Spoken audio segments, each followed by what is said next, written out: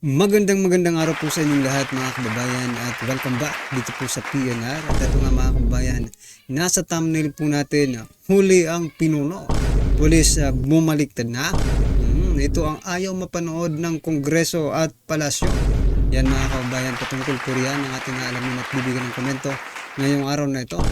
At dahil nga po riyan mga kababayan, ito i-share po natin itong mga nangunguna.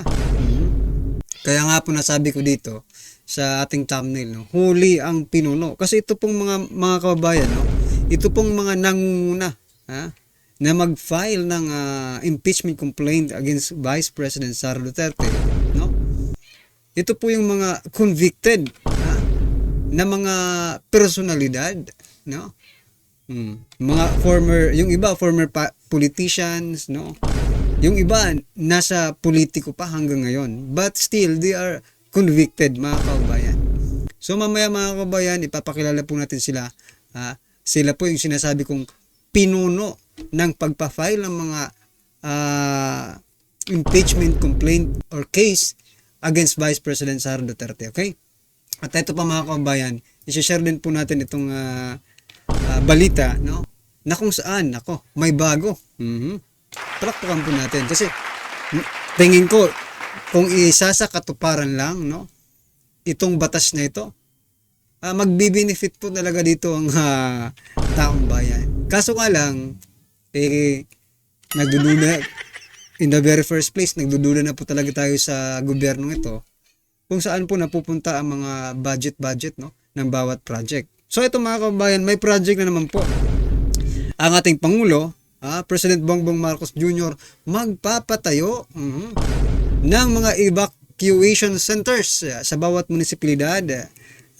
Ito ay nasa batas na po mga kababayan. Implementation na lang. Ganap ng batas itong pagpapatayo ng mga evacuation centers sa bawat munisipalidad. Bigyan po natin ng reaksyon yan mamaya kasi ang nakikita po natin ay parang ang analysis po natin dyan ay parang hindi po pagpapatayo. Mamaya sabihin natin kung ano yan, okay?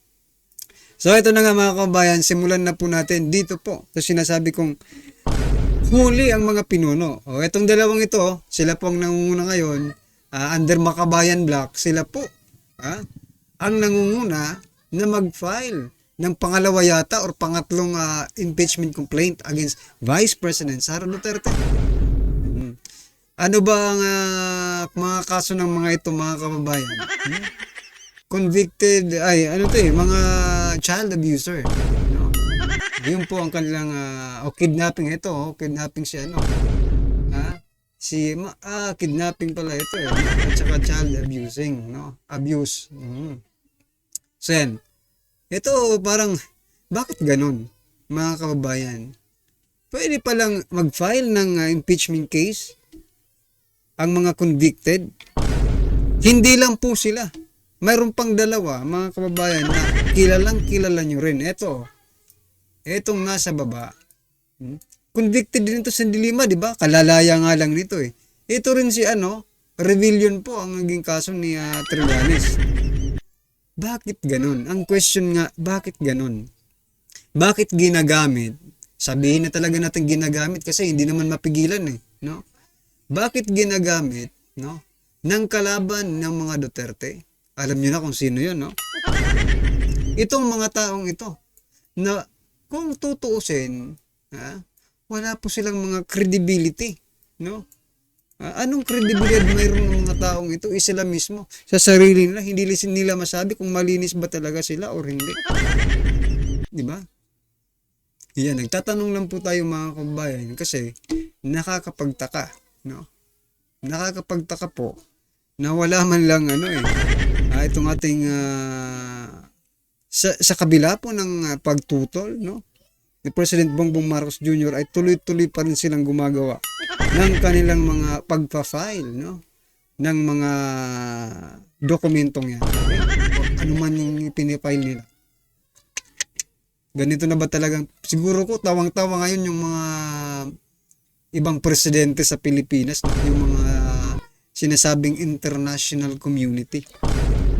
Tawang-tawa sa Pilipinas. Bakit? Biruin mo, ang Si Bac ang magpapatanggal, ang mag-i-impeach sa Vice President, mga convicted na mga personalities. Aba kung ganun, baka dumating ang araw, pamumunuan po tayo ng isang convicted president or vice president. Kasi mga kabayan, natuwa ako sa kanina, may nag-comment po, no? Kasi pag na-impeach po si Vice President Sara Duterte, pag pipili po si PBBM ng kung sino po under Kamara at Senado. May nag-comment po kanina, sabi niya po, mas baka daw sino ito? Si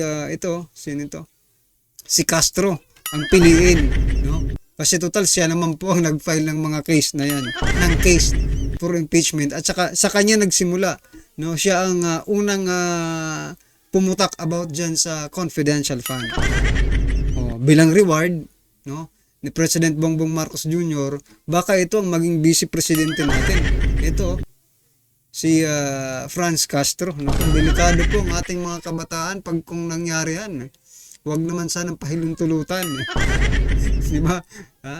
Well, it is possible. Di ba? Kasi siya po ang unang kumutak. Siya rin ngayon ang nagpa-file ng impeachment case.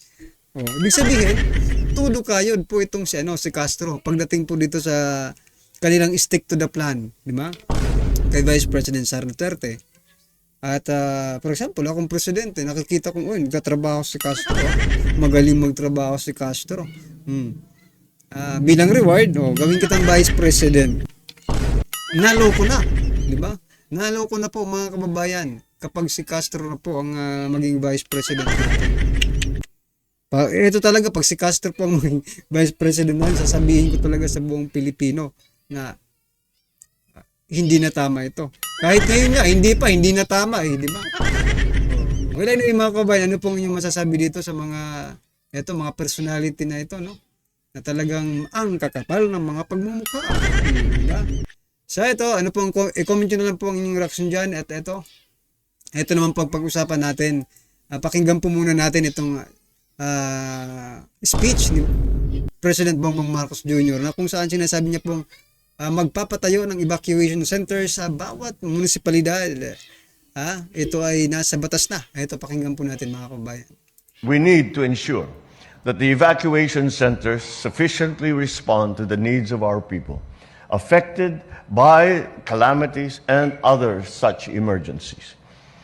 Investing in these climate-resilient facilities must be the norm, for we are not only protecting the people's lives, but also capacitating our local government units to respond, to reduce, and to manage the risks of disasters.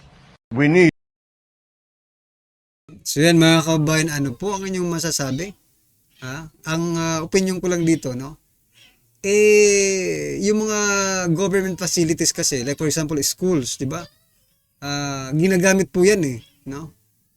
And I think bawat municipality meron namang schools, no? Pero magpapatayo sila ng iba, no? Ibang evacuation centers maliban po sa mga schools. Well, that's good. Palakpakan po natin. Ang problema lang ngayon, mga kabayan, the execution naman, no? Ang paggawa naman nito. Yun po nga abangan natin. Kasi mga kababayan, baka matulad po ito sa flood control projects na gagastos po ang ating gobyerno ng bilyon-bilyon araw-araw to make sure na magkaroon po ng evacuation centers ang bawat municipality, no? Ng ating bansa. Bilyon po yan. Maniwala kayo. Bilyones po ang gagastusin dyan. Baka mga kababayan, pagdating po ng panahon, ito pangungunahan na lang po natin. Makikita po natin sa mga balita, no, na ang gagawin pa ring evacuation centers ay yung mga paaralan, no, yung mga schools, public schools, mga kababayan. Kasi yun po ang nakasanayan, no? Baka isang araw mapapatanong na lang tayo, saan napunta? Pangungunahan na lang po natin kasi na may experience na po tayo sa flood control projects, di ba? Pangungunahan na lang po natin. Baka isang araw magtatanong tayo, saan napunta yung budget, no, ng evacuation centers for municipalities? Yan mga kabayan. At ayaw ko pong isang araw sa pagbablog natin ay maitanong ko yan sa inyo ulit. Di ba? Oh, paano na yon? Sana lang, yeah, we are praying, no? Ay, nako. Kung ito, okay sana ito eh. Okay sana ito, walang problema kung wala tayong experience about flood control projects. Ito, hindi ito SONA, mga kababayan, but ito po is speech ni President Bongbong Marcos Jr. Na kadalasan, ito, hindi naman siya nagmamagaling, pero kadalasan, mga kababayan, kabaliktaran po ang nangyayari, no? Pag sinabi pong tapos na, ibig sabihin po yan, walang nagawa. Pag sinabing ginagawa na, wala talaga. Like for example, the flood control projects, tapos na mga kababayan at marami pang ginagawa. Na-fact check. Nako, wag naman po sanang ma-fact check agad itong evacuation centers, no? Wag nyo naman pong idamay ang mga Pilipino sa fact checking. No? Hayaan nyo na pong COA ba ang pwedeng mag-audit dyan? O COA na lang po ang pa-audit, wag na po yung nature natin kasi pati sambayan ng Pilipino nadadamay no, sa inyong mga kasinungalingan. Yan. Di ba? Totoo naman eh. Well, anyway mga kabayan, ito pakinggan po natin to. Breaking news, good news ito. Sa wakas mga pulis kumilos na ipaglalaban ang tamang batas ng bayan. Ito pakinggan po natin to. Ito ang nakakagulat, viral at trending ngayon sa mundo ng social media ang di umanong balitang. Kapag talagang mahina ka ay tiyak wala kang magagawa. Ngayon naniniwala na daw marami sa ating mga kababayan sa mga binitawang salita ni Vice President Sara Duterte. Kung sa naging press conference nito ay sinabi niyang hindi marunong maging Pangulo si Bongbong Marcos Jr. dahil kahit ang mga sariling gabinete nito ay tila nagtataka kung ano-ano ang kanyang mga pinagsasabi at bakit napakamot pa sa kanyang kokote. Pero bago ang lahat mga kapinas, kung bago ka pa lamang sa channel namin ay huwag mong kalimutang mag-subscribe at pakiclick na rin ang notification bell para mas maging updated ka pa lalo sa lahat pa ng bagong videos na i-upload namin. At yun na nga mga kapinas, marami sa ating mga kababayan ngayon ang halos hindi makakapaniwala sa naging pagresponde ni Pangulong Bongbong Marcos Jr. kung saan inamin nito na mukhang hindi daw nila magagawa ng paraan ang ngayon sumasalantang bagyo sa Bicol Region hanggat hindi daw umuhupa ang baha. Kaya't kahit hindi mga Bicolano ay napapatanong na lang kung ano ba talaga ang silbi ng Pangulo sa gobyerno kung hindi nito mabigyan ng solusyon ang problema ng mga tao na minsan na daw di umunong niloko nito noong nakaraang eleksyon. Paano daw siya naging presidente kung sa simpleng critical thinking lang ay hindi nito magawang humisip ng paraan para saklolohan ang nanulunod nitong mga kababayan. Hindi na nga daw nagtataka marami sa ating mga kababayan kung bakit hindi nakasagot sa media si Pangulong Bongbong Marcos Jr. kung ano ang kanyang maging reaksyon sa naging pahayag ni Vice President Sara nang tawagan itong hindi marunong maging presidente. At tulad ng kanyang asawa ay tinatumakbo din sa media ang First Lady na si Liza Araneta Marcos nang hindi nito sagutin ang tanong patungkol sa naging pahayag ni Vice President Sara. Ito daw ba ang bagong Pilipinas na kanilang pinagmamalaki sa mga tao kung saan sa panahon ng bumabagyo, hindi daw sila maaasahan ng mga sambayan ng Pilipino. Talagang mapapakamot daw sa kokote ang maraming Pilipino kung ang presidente ay walang alam na gawin kundi ang mag-party-party. Ayon nga sa ring pahayag ni Vice President Sara Duterte, ay talagang mapapadasal na nga lang daw ang sambayan ng Pilipino sa mga nangyayari ngayon sa pamahalaan dahil bukod sa napapaligiran ng gobyerno ng matalamak na buhay ay tila magkakanya-kanya ang maraming Pilipino para sila ay masalba sa sumaragasang baha. Matapos nga lumabas ang balitang ito ay umani agad ang samot-sari komento at reaksyon mula sa marami sa ating mga kababayan at marami nga sa kanila ngayon ang hindi napigilan ng kanilang sarili na maglabas ng kani-kanilang hinayang at komento sa mundo ng social media. And the netizens posted, "Diyos ko, patawad mga taga Bicol.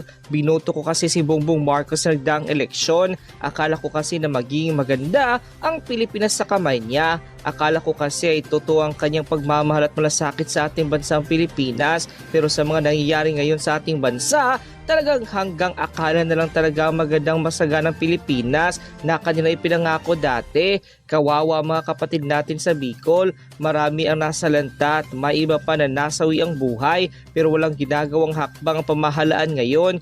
Tama talaga ang sinabi ni Vice President Sara sa interview niya na hindi talaga marunong maging pangulo ng bansang Pilipinas si Bongbong Marcos Jr. kasi kung pagbabasihan lang ang kanyang mga sagot sa interview na kahapon ay talagang masasabi mo na siya ay isang weak leader, very incompetent at hindi marunong mag-isip ng solusyon sa panahon ng crisis kagaya nito. Hais, ano na lang ang mangyayari sa ating bansang sinilangan kung magpapatuloy ang ganito klaseng pamumuno ni Bongbong Marcos? Dapat kumilos ang tayong lahat. Kundi niya kaya ni Bongbong Marcos ang magiging leader ng ating mahal na bayan, dapat bumaba na lang siya sa pwesto at ipa-take over na lang kay Vice President Sara ang pagiging leader ng bansa. Kasi para sa akin, mas magiging maganda pa siguro at masaganang bansang Pilipinas kung si Vice President Sara ang magiging leader natin. Ano pa ba naman ang aasahan natin kay Bongbong Marcos? Sa pelikula nga na Made in Malacanang ng kanyang kapatid na si Amy Marcos, ipinalabas niya na spoiled si Bongbong Marcos at walang ibang ginawa noong kabataan niya kundi mag-party-party lamang. Talagang nabudol tayo ng administrasyon na ito. End quote. Magandang araw mga kaibigan. Bigyan natin ng reaksyon ngayon ang nangyari sa EDSA's rally. Nandun ang mga DDS. Na-attract ako dito sa vlog na ito ni Bisdak na ang mga kapulisan nagbigay ng tubig sa mga nagrally. So ano ba sila? Mga DDS sila? Duterte supporters o nagkataon lang ng mga mababait na pulis? Sa bagay nga, mas marami ang mga mababait na pulis. Sumusunod lang sila sa utos sa kanila, kailang mayroon ding mga sariling opinion yan. Pagdating sa politika, kailang hindi lang sila makapagsalita. Okay, panoorin natin at itong video na ito at bigyan natin ng reaksyon. Puno na rin po itong area na to, yung masikip. Kasi nandito nga ho yung mga maraming dagsa pa rin po yung mga volunteers pagka nandito. Bawa ang Panginoon, pagbibigyan tayo dito ng mga kaibigan nating mga kapulisan, hindi naman tayo magulo. Ay po ma'am. Ayaw, okay lang sir. Puno na po sa loob, so hindi naman magulo mga tao dito. So respetuhin natin yung mga kapulisan, trabaho nila yan. Oo, boss. Wala naman, mababait naman sila. Mas hindi naman nalalabag yung kapatang tao na. Sa akin, okay ito araw-araw may bantay. Iwasan yung may manggugulo para sa akin. Lalo na yung Tama. Yung presensya ng pulis dyan is pabor sa mga DDS. Kasi baka masingitan sila ng makakaliwa. Yun ang manggugulo. So, may makakaliwang pumasok. Pasabog ba o ano yan. Kaya salamat sa ating mga kapulisan. Well, mga kabayan, maraming salamat po doon sa mga pulis, no? Na alam natin, ginagampanan lang nila ang kanilang mga tungkulin. Pero mga tao lang din po ang mga yan, mga kabayan, ha? At may sariling damdamin, kumbaga. Pero may sinusunod rin po sila nga mas nakakataas sa kanila. Well, anyway, at least mababait po ang mga pulis na ito. Okay? Ano po ang inyong reaksyon, opinion patungkol po sa video ito mga kabayan? I-comment lang po sa baba. Para at isa lang po natin mga kabayan ng inyong opinion. Maraming salamat po.